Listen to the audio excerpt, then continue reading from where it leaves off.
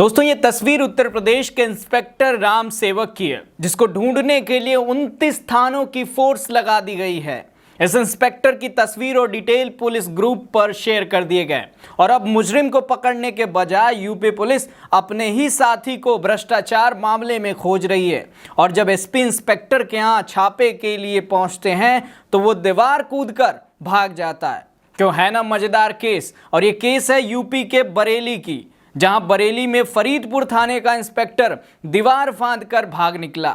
SP मानुष पारीक ने रिश्वतखोरी की सूचना पर थाने में छापा मारा था, लेकिन गाड़ी के सायरन की आवाज सुनते ही वो दीवार से कूदकर फरार हो गया। एसपी ने इंस्पेक्टर के आवास रूम को जब खंगाला तो वहां से 50-50 हजार रुपए की 2 गड्डी चादर के नीचे से निकली और बेड में एक बैग मिला जिसमें 50-50 हजार रुपए के नोटों की गड्डी मिली। नोटों की गिनती की गई तो कुल अमाउंट 9,96,000 रुपए निकले। अब आप सोचिए कि यूपी में प्रशासन कितनी भ्रष्ट हो गई है। और इस भ्रष्टाचार पर अखिलेश यादव ने भी सरकार को खूब घेरा है। हम अखिलेश यादव के बयान पर आएंगे दोस्तों, पर उससे पहले आप उस पुलिस इंस्पेक्टर के पूरे कारनामे को जान लीजिए। देखिए, जब इंस्पेक्टर के कमरे को खंगाला गया तो उसके बेड से करीब 10 लाख रुपए कैश मिले और पुलिस को यह भी पता चला कि वह इंस्पेक्टर नोटों की गड्डियों पर सोता था। पर सबसे मजेदार बात यह है कि आरोपी इंस्पेक्टर जिस थाने का प्रभारी था वहीं उसके खिलाफ मुकदमा भी दर्ज किया गया और वो मुकदमा सीओ गौरव सिंह भ्रष्टाचार निवारण अधिनियम के तहत एफआईआर लिखाई। हालांकि जब मामले की जांच शुरू हुई तो इंस्पेक्टर को सस्पेंड कर दिया गया, जिसको लेकर एसपी मानुष ने बताया कि उसकी तलाश चल रही है। 29 थानों की फोर्स पीछे लगी है। दोस्तों, इसी को लेकर अखिलेश यादव ने सरकार पर निशाना साधा और कहा कि अभी तो बस थाने की दीवार कूदी है। यदि भ्रष्टाचार का ओलंपिक होता तो भाजपा राज में ऐसी विशिष्ट योग्यता रखने वाले कुछ कृपा प्राप्त पुलिस वाले हाई जंप में प्लेटिनम मेडल ले आते। इसके आगे अखिलेश यादव ने कहा कि अब सवाल यह है कि उच्च पुलिस अधिकारियों ने छापा क्यों मारा, जबकि उन्होंने ही इस इंस्पेक्टर की पोस्टिंग की होगी।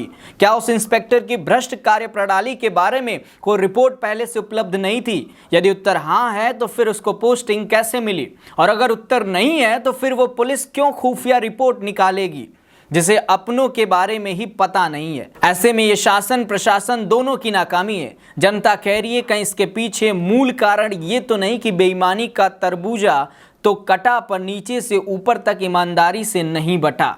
भाजपा राज में क्या उत्तर प्रदेश की जनता नशे के तस्करों से 9 लाख लेने वाले ऐसे भ्रष्ट नवरत्नों के भरोसे रहेगी? दोस्तों, वहीं इस मामले को लेकर एसपी अनुराग आर्य को सूचना मिली कि थाना प्रभारी राम सेवक ने बुधवार की रात को 2 स्मैक तस्करों को पकड़ा है। तस्करों के नाम है आलम और नियाज अहमद, जो नवदिया अशोक के रहने वाले हैं। लेकिन इंस्पेक्टर ने तस्करों से डील कर ली और उन्हीं से पैसे वसूल लिए। इंस्पेक्टर राम सेवक ने तस्करों से 7 लाख रुपए वसूले और रिश्वत हाथ में आने के बाद दोनों को छोड़ दिया। और बस इसी को लेकर जांच पड़ताल शुरू हुई और अभी तक इंस्पेक्टर को ढूंढने का सिलसिला 29 थानों के पुलिस के जरिए चल रहा है, पर अभी तक वो मुजरिम यूपी पुलिस के हाथों नहीं चढ़ा है। और अगर दोस्तों आप आरोपी इंस्पेक्टर की बात करेंगे तो वो 2007 में पुलिस विभाग में भर्ती हुआ। 2 साल पहले ही वो दरोगा से इंस्पेक्टर बना। पिछले साल राम सेवक बरेली में ट्रांसफर होकर आया था। 31 अक्टूबर 2023 को तत्कालीन एसएसपी घूले सुशील चंद्र भान ने पुलिस लाइन में तैनात राम सेवक को फरीदपुर थाने का चार्ज दिया और चार्ज मिलते हैं इंस्पेक्टर साहब ने भ्रष्टाचार का ऐसा गुल खिलाया कि उन्हें ढूंढने के लिए 29 थाने के पुलिस लगी हुई है। अब आप सोचिए कि जब एक इंस्पेक्टर को ढूंढने के लिए 29 थाने के पुलिस लगी हुई है तो फिर यूपी में भ्रष्टाचार का स्तर क्या होगा? अपना जवाब हम नीचे कमेंट सेक्शन में लिख कर बताइएगा कि आप ऐसे भ्रष्टाचार के बारे में क्या सोचते हैं। आज के लिए इस वीडियो में इतना ही। मेरा नाम है अरुण चौरसिया। मिलते हैं अगले वीडियो में, तब तक के लिए नमस्कार।